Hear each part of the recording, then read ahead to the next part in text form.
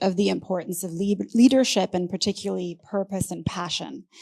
So if we can start by just talking about your personal decision to enter into politics and what motivates you in terms of purpose. You come from a political family. I teach at a school of government where half of the students want to become politicians. But actually, many of them who have a family experience of politics actually tuck their tails between their legs and run the other way.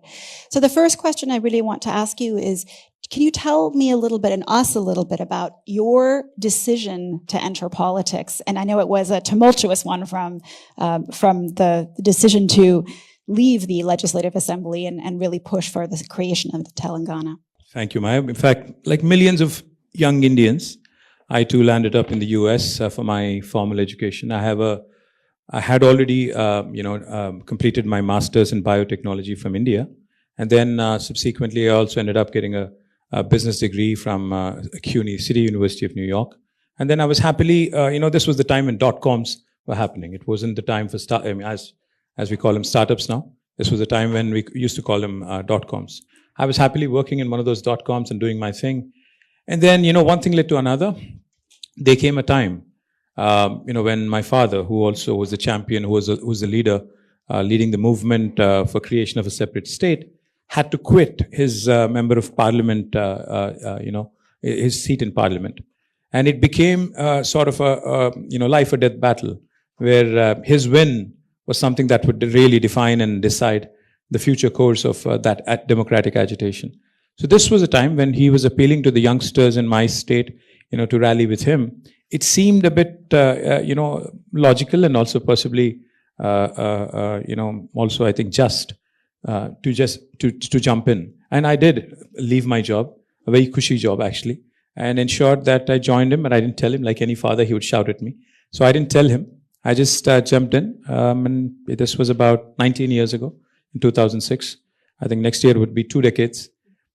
Do I have regrets about doing this? Once in a while I do, because, politics is a very murky, very interesting kind of field, where you get, a lot of things, where you have both bouquets and brickbats. You have to have the equanimity to handle both. But at the end of the day, if you ask me, was it a right call? I would say absolutely yes, because I think what comes with this position of being in public life, whether you are in government or in opposition, is that immense satisfaction, especially in a growing country, of being able to affect change. And that's something nothing can take away. So yes, mostly it was that, decision that really propelled me into this. Thank you. So we've already heard from you what an incredible success Telangana has been, but I'd like to ask you a little bit about the origin of that success. So right after you served in several ministerial capacities in Telangana, but one was as IT minister, it was ranked by Niti Aayog as the #1 state for the ease of doing business. And that's a really incredible accomplishment for such a young state.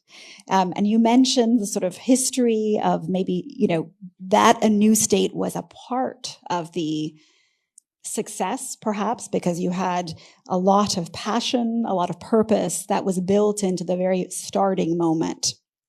But many people here are from other parts of India, maybe even from Bangalore.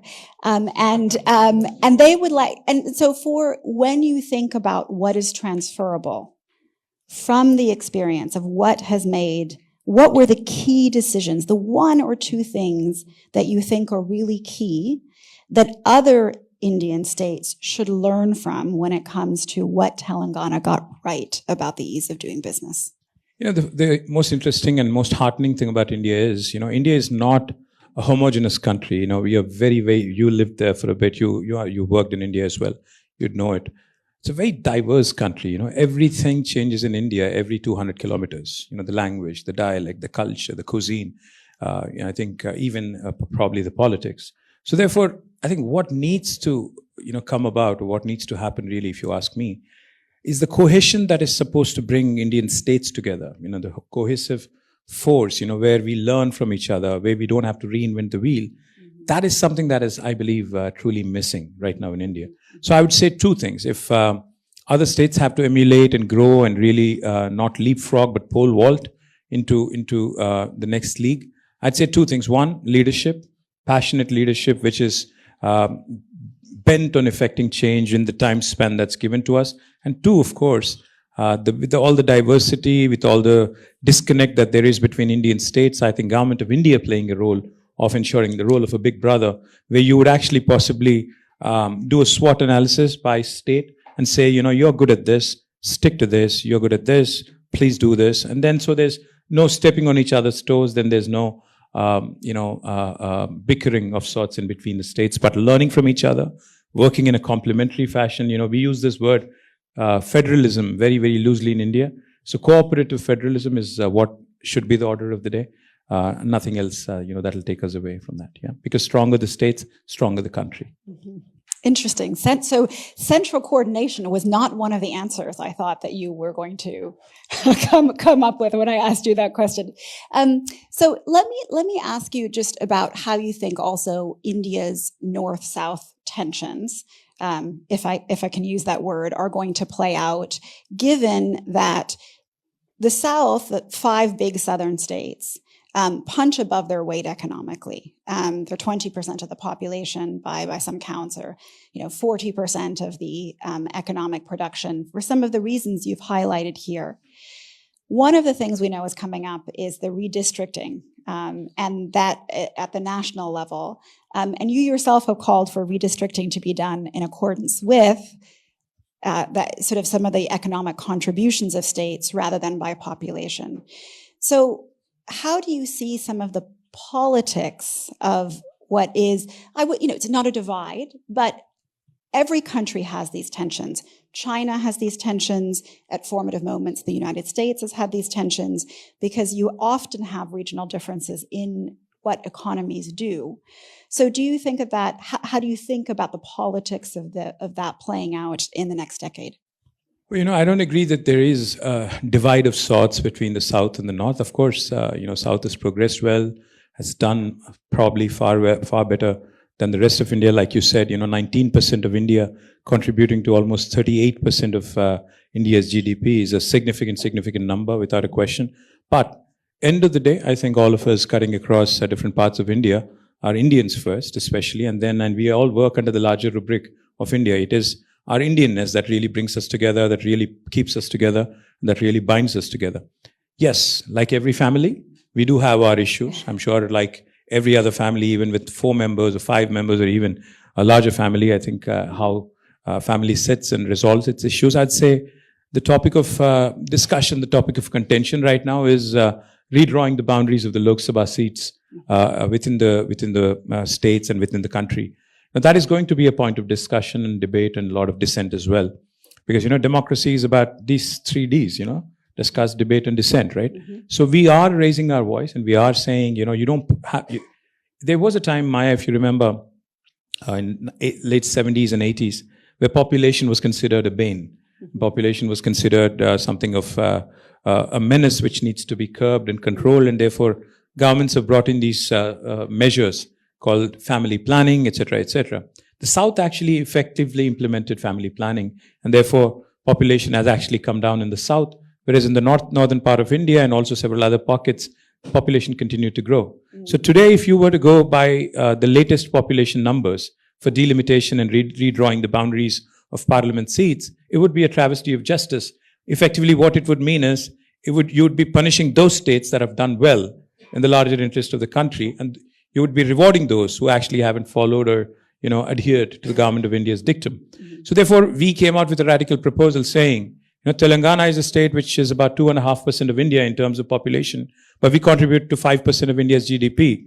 So if you were to draw boundaries, redraw boundaries, then why don't you actually use GDP as a measure? Of course, that did not go very well, with the party in power in Delhi now, but I'm not going to make a huge fuss about it, because I'm sure we'll get more opportunities in India to debate, to basically discuss with them. And I think Oxford India Forum probably is not the place where I would see, this being resolved ASAP. So yes, it is an issue, but I do believe there are several things that need to be addressed before we get to that point. Yeah. So one more question, and then I'll rely on Siddharth to tell me whether we have time for questions from all of you.